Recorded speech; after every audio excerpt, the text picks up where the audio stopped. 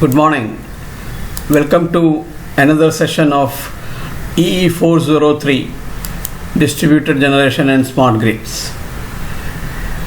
In this session, we will see control functions for microsource controllers. So before we proceed further, we will see a quote by Dr. APJ Abdul Kalam. You cannot change your future, but you can change your habits, and changed habits will change your future. So today we are into module 3. This module 3 deals with protection issues for microgrids, smart grid, introduction to smart meters, and intelligent electronic devices.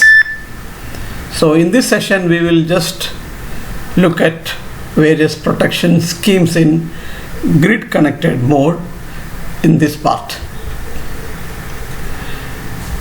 So this is a typical microgrid protection scheme shown here. You can see various circuit breakers. You will see sectionalizing circuit breaker to isolate certain sections. You will see MCBs fitted to distributed generated units, storage units, consumers. You will also see circuit breakers to isolate various feeders. So this is a circuit breaker to isolate this particular feeder, another circuit breaker to isolate this particular feeder, and also you will see a circuit breaker to isolate the microgrid from the utility grid. This is a line diagram.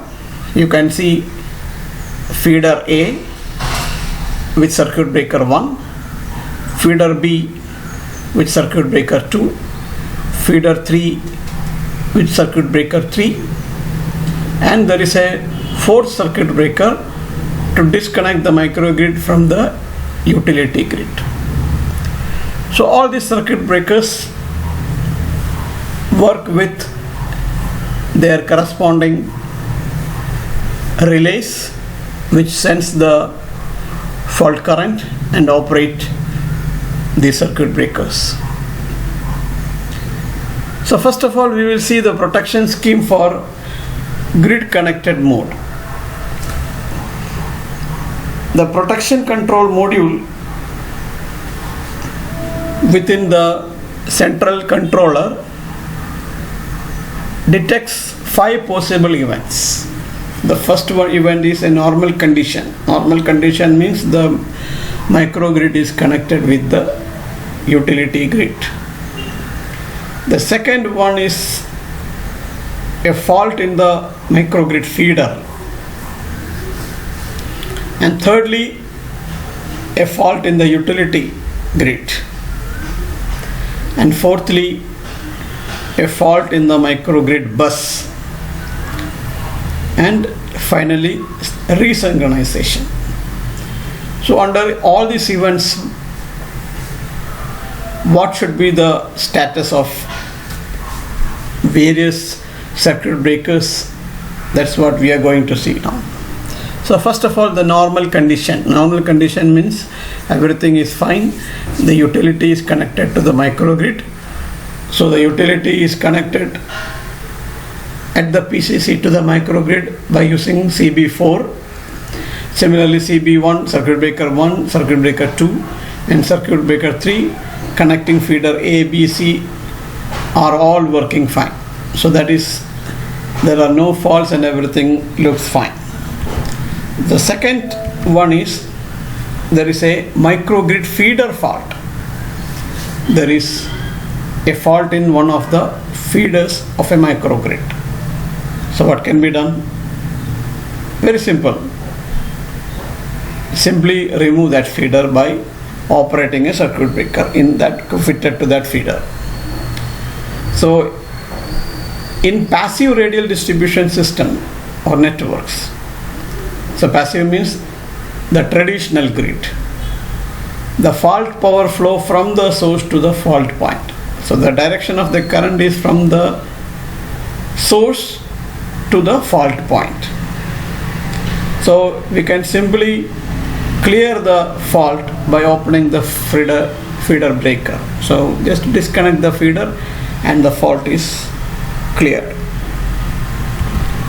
But in an active distribution network like a smart grid, power flows in both directions, from the micro source to the grid, from the grid to the consumer direction. So power flows from all the nearby micro sources on either side of the fault point. So that makes the fault more, or protection more difficult. So if such a fault is not cleared fast, then all the micro sources may be disconnected by their own micro source controllers. So micro source controllers will detect heavy inrush of current and they will disconnect the micro sources. So disconnecting the micro source will land up in another problem. We will not have enough sources to supply the load. So that will trigger another problem of load dispatching. So it will aggravate the problem. So if any fault in a microgrid, it should be cleared as fast as possible.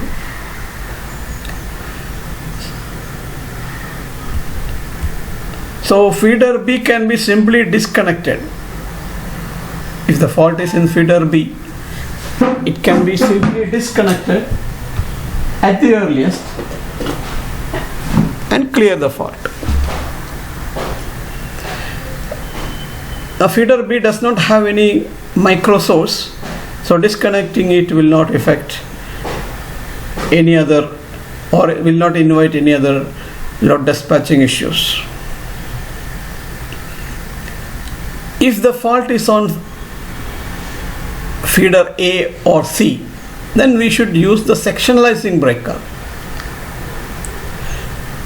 The breakers contain directional overcurrent relays to detect the faulty zone and clear the fault. So all the micro sources in the faulty zone will be disconnected by its own micro source controller, but at the same time these micro sources will continue to supply their local loads. So if there is a fault in the utility, then it is very easy, just disconnect the microgrid by operating CB4.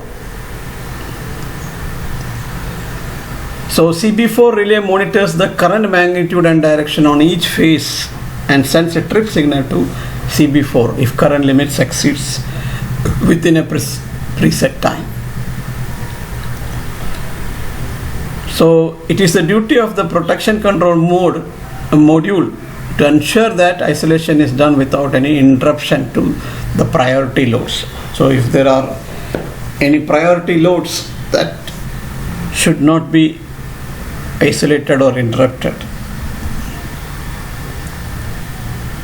So the protection control module also ensure that the micro sources are not spuriously tripped before the microgrid separates itself. So tripping of micro sources before the microgrid separates will invite further problems. So microgrid should disconnect first. If there is a fault on the bus of the microgrid, remember the fault is not on the feeder, it is on the bus. The microgrid should be immediately disconnected from the utility grid by again opening CB4. Feeders A and C are disconnected from the bus by opening circuit breaker 1 and circuit breaker 3 respectively. And finally the resynchronization. So when everything is normal or the normal service is restored in the utility, then the protection control module should synchronize and reconnect the microgrid to the utility by doing the synchronization check schemes. So the protection control module includes a control scheme to bring all the microsources into synchronization with the utility by measuring the phase voltage magnitudes, phase angles, frequency and phase sequence on both sides of breaker CB4. Now we will move into the protection schemes in standalone mode. Standalone mode means the microgrid is disconnected from the utility. Now here something strange is going to happen. In grid connected mode, the fault currents are in the magnitude of 10 to 50 times the full load current, which are available from the utility grid to activate conventional overcurrent protection schemes. So this is very important point. If the microgrid is in the grid connected mode, the fault currents are in the magnitude of 10 to 50 times the full load current.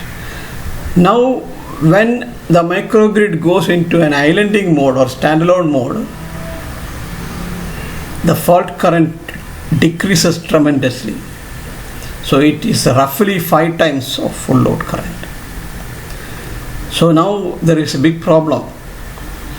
The relays and the circuit breakers are normally set to sense the load current in the magnitude of 10 to 50 times during grid connected mode. Now when this in the standalone mode, the fault currents are much less. So these protection devices will fail to understand that this is the fault current.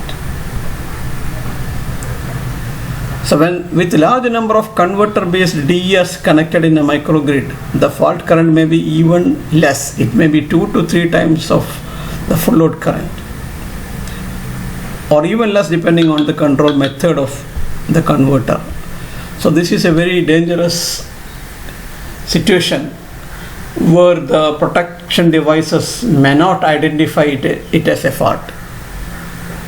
So normal standard relays may take a long time to pick up lower fault currents or may not respond at all, and it will damage microsources, feeders, etc. So alternate fault detection schemes like impedance protection, differential current voltage relaying, zero sequence current voltage relaying, directional overcurrent, earth fault schemes may be adopted in such cases. So PCM detects and acts for 2 possible events. First is the normal condition and second is a microgrid feeder fault. So in a normal condition, PCC breaker CB4 is open. Feeders A, B, C remain connected to the microgrid bus and their loads are fed from the microsources and storage devices.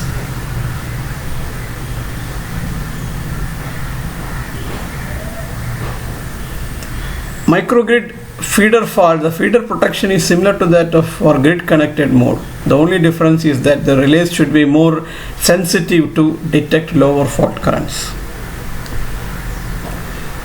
This is a news article dated June 24, 2020. Kerala plans to provide free internet access to 20 lakh families by 2020.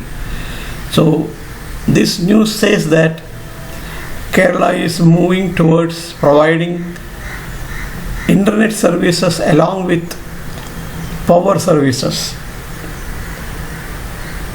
indirectly saying an internet infrastructure is built parallelly to the